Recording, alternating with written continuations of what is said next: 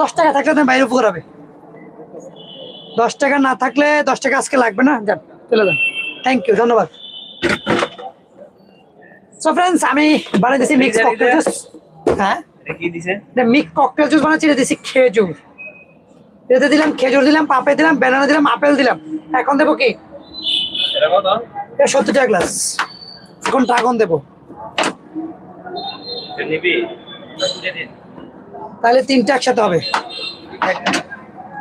দেবো? বরফ দিবেন এটা? মানে বরফ চালে পাবেন নাহলে না? বরফ ছাড়া দেন। আর বরফ দিন। দাদা বরফ খাবে? হালকা, এটা হালকা দিলে সমস্যা নেই, হালকা দিতে পারেন। একবার গলা শেষ।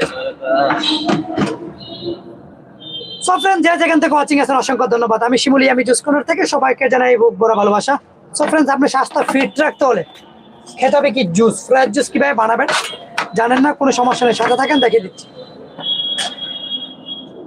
ওই আমি একটা বিট করেছিলাম, বিটটা কই? বিটটা এই যে বিটটা, এটা হলো শরীরে